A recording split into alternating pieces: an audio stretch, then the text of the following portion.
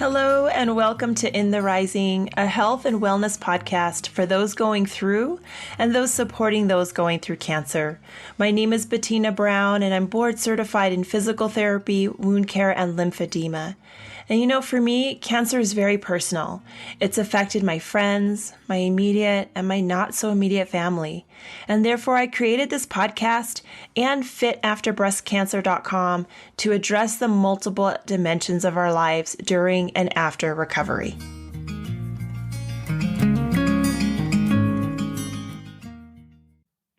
Thank you so much for being a part of today's episode. I am so blessed and honored to have Annie Gudger on this episode because she talks about her memoir of losing her husband while she was pregnant and how she transformed a really sad event in life, which is still a sad event in life, but really carried on the legacy and the memory of this person into the lives of her children and into the lives of their children, and also to empower everyone to accept this loss and grief and go through it in their own pace, but really to come out on the other side, just honoring a life, honoring an experience, and yet still able to celebrate and really enjoy life for what it is right now.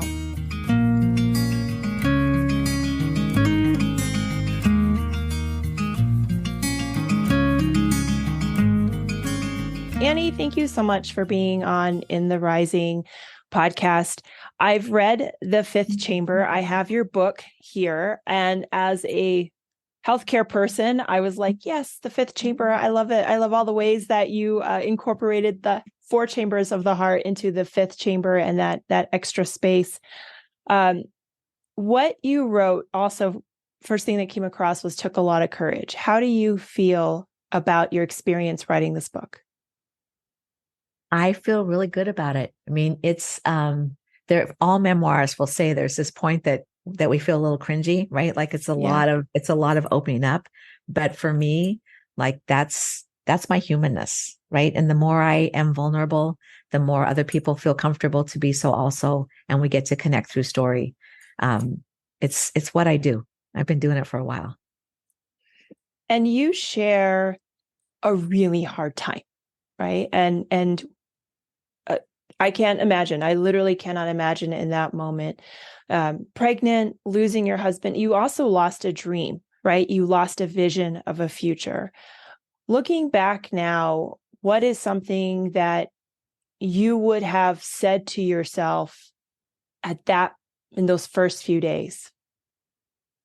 That almost makes me cry. I mean, and I've written about it too. When I look back to my younger self, what I would tell her is like, it's going to be okay. And even though people were saying it to me then, it was so hard to believe, right? I was so devastated. I lost everything. And people would say, you're going to be okay. And I just thought, they have no idea I'm not going to be, right? And now I know that it's going to be okay. It's going to be really hard. And you're just going to get through it a baby step at a time, but you're going to be okay. And eventually you're going to grow into a person whose heart is even bigger. Yeah. And when you described in your story how people would tell you it's going to be okay. And you thought, who are you talking to? Like, who are you kidding? But it's also one of the first things you would say to yourself. What do you think?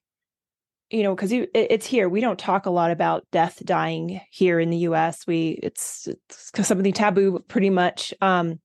What do you think would be helpful to understand about death so we can learn to live better? Oh, I just think that it's part of life, right? That it's not this, it's inevitable. It's inevitable. Everybody dies, right? Nothing stays the same. Change is the only constant. We know that. And I think the more we talk about it with our children from the time they're small, so that there can be an acceptance and understanding, the better off we'll all be. I mean, when I hear my daughter say that she grew up in a family where grief was talked about regularly, and they both do, it makes me just so happy to hear that, because that was part of I remember when, so Jake's my oldest, and then my daughter Maria. And when Jake was kindergarten, first grade-ish. I just remember other parents. So they had a teacher at school who had breast cancer and died. And the school handled it very well. There were definitely parents who just like kept saying they didn't know what to say to their kids. And it was a moment where I realized, oh, this is something we talk about in our house. We talk about it. I had that loss. My beautiful husband, Scott, lost his dad when he was only 16, and then his brother shortly after we met. So grief has impacted me and my family in a huge way.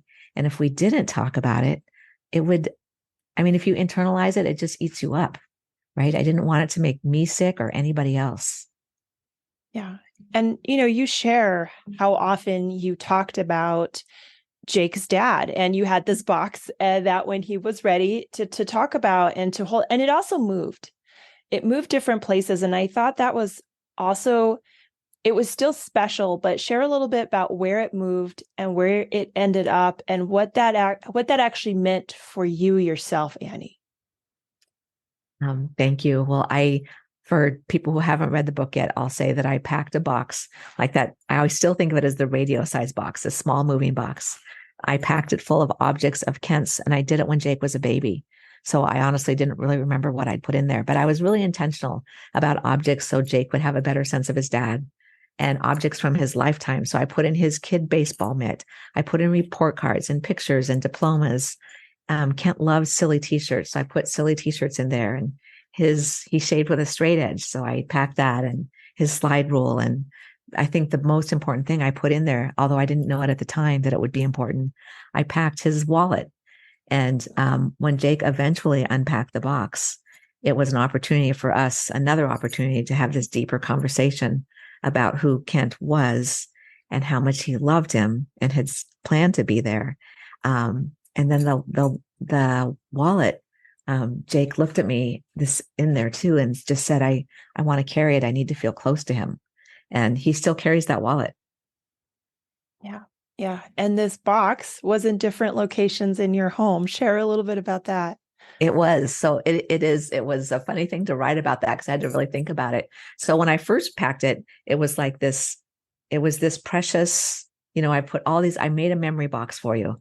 And I initially put it in Jake's room. It was in his closet. And then the first time we moved from that house, I was like, it doesn't really need to be in his room anymore. So then it got moved to a guest room. And then at some point it got moved to the basement, right? It kept moving into the house it became a less important object in our home. But every time I moved it, so literally when I packed it, I sealed it and I wrote, do not open till 2003 or later. Because Jake was a baby when I made it, and I wanted him to be at least a teenager.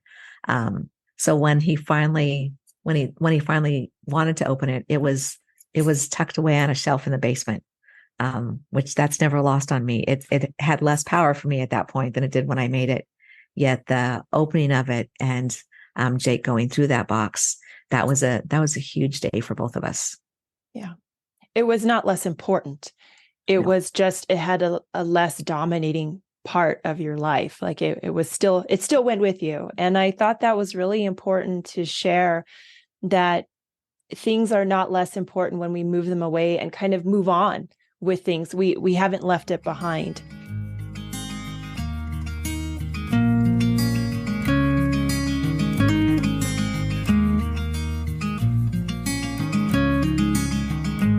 Do you feel, with some people in their grief, that they feel it would be I don't even know the correct word. I'm losing my word.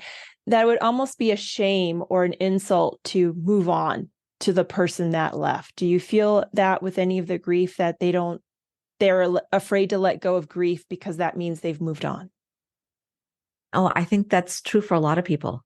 It is this thing, it becomes such a part of your life. It was such a dominant part of my life. And I would say that grief had become a companion and open the door. And I got really okay, it's happening again. So how about if we just invite grief in? And how about if we sit down and talk with grief instead of trying to push it away? I do think for a lot of people, you can stay attached to it because that's also a way to stay attached to your person. And for me, I felt like Kent isn't here physically, but energy's never lost, right? He still gets to be around us. I didn't need to stay super attached to the grief to have him still be part of my life. And I think that's an incredibly powerful statement that you said. You also wrote in your book, "What if the heart had a fifth chamber?" The title of your book. Or more, what would be stored? More love, more hurt, or more of what makes us us? Looking back on that, because it always takes time to write that, what do you feel would be in that fifth chamber? Oh yeah, I know for me, like what I store in there, it's more love, more compassion, more grace, more kindness, all the beautiful aspects of being human, that I get to shine in the world. Yeah.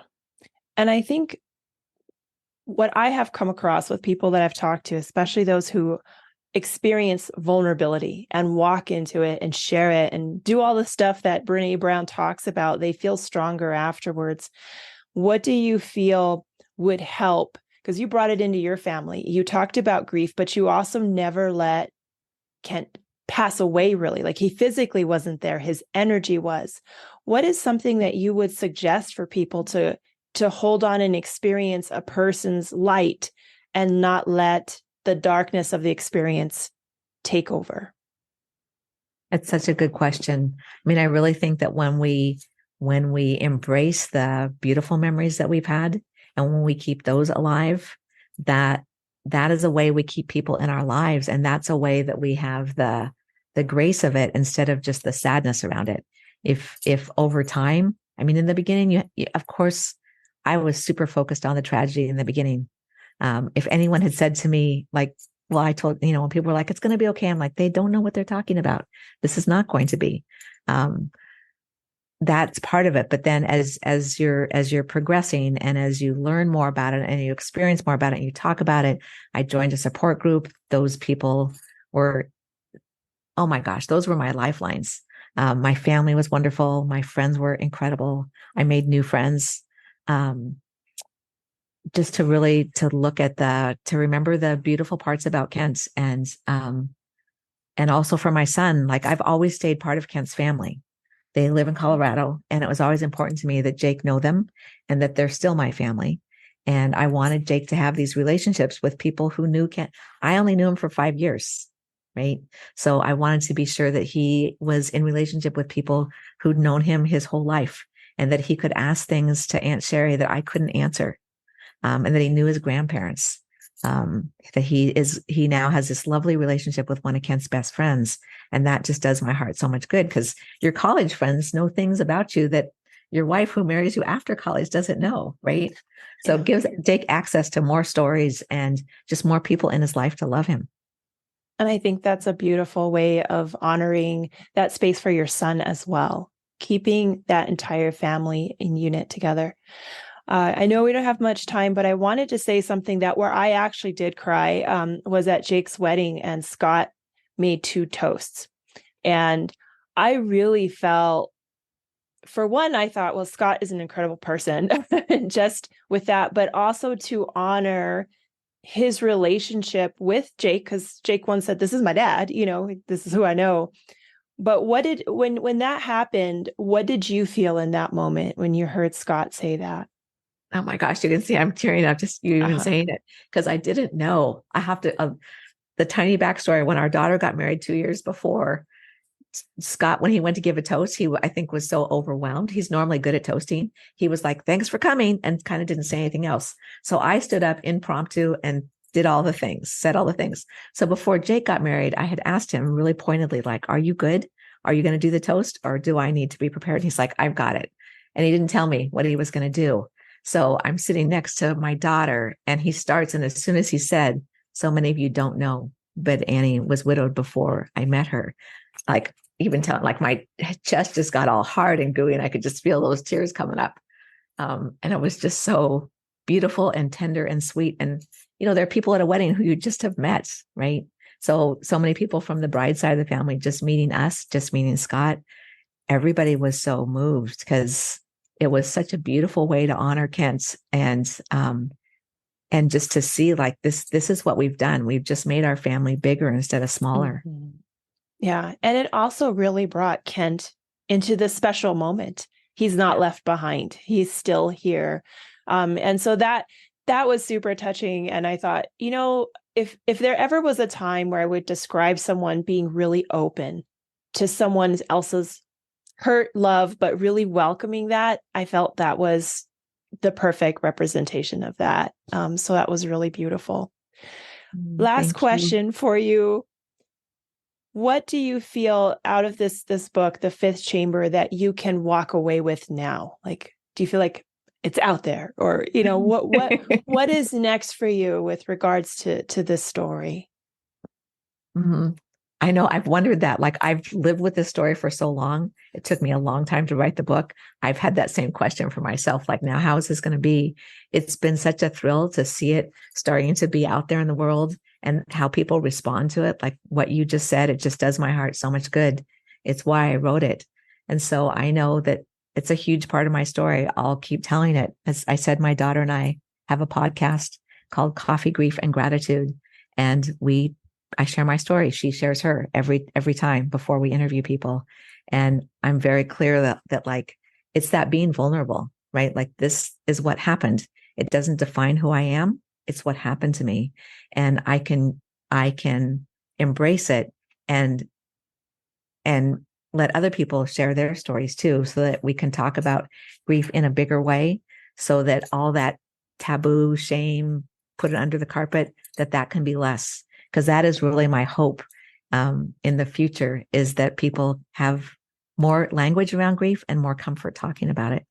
Thank you so much for listening today. I think this is an important show and an important topic.